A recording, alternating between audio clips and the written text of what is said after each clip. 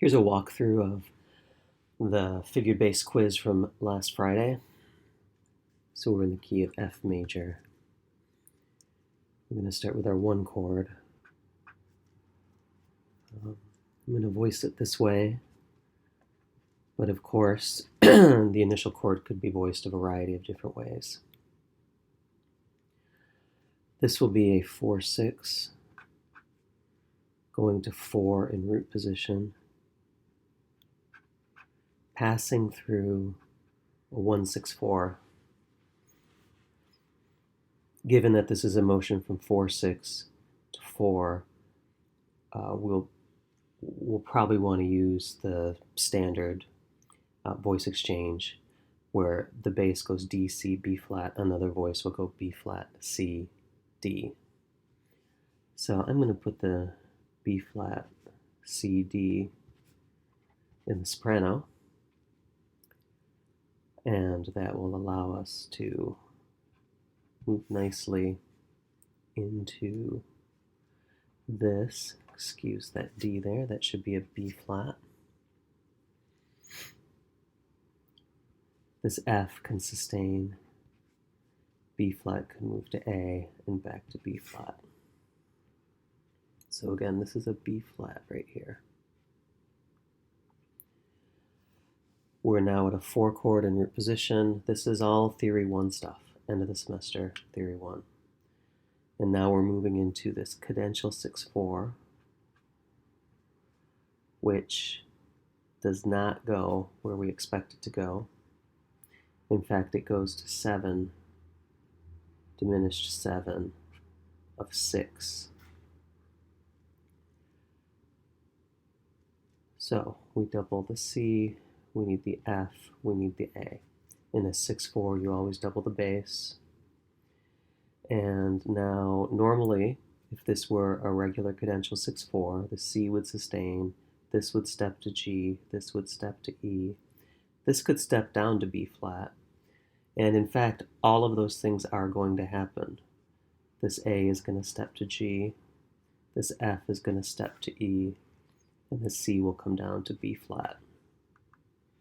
But since the bass has changed from C to C sharp, this is not a cadential 6-4 resolving to 5, but rather it's leading us through a secondary 7 diminished 7 to a deceptive resolution on 6.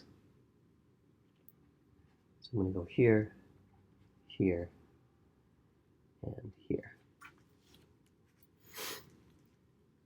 If you see this, F and C, E, and B flat,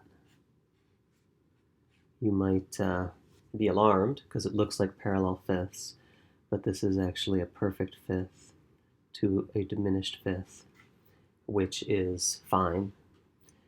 The prohibition is against parallel perfect fifths, and it's fairly common to go from a perfect fifth to a diminished fifth, particularly when the diminished fifth resolves to a third.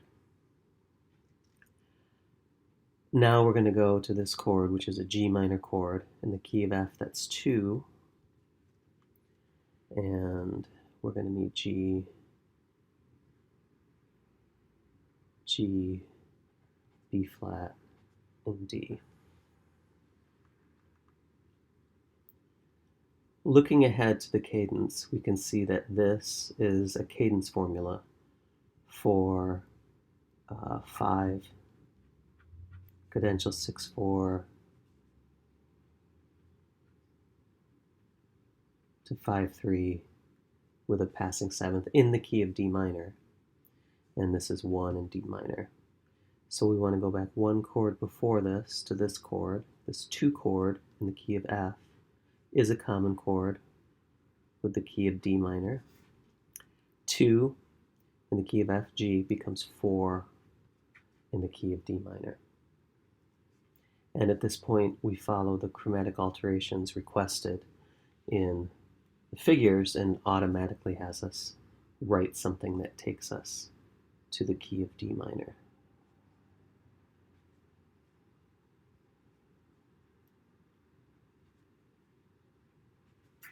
There's our cadential 6-4 in D minor. 6 goes to 5.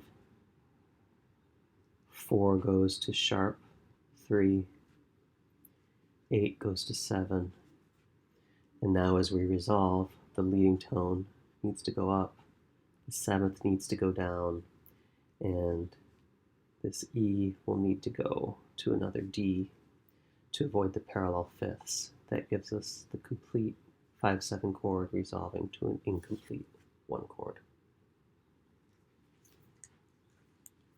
I will post this PDF as well if you want to look at it and compare, and I plan to grade the quizzes later this morning.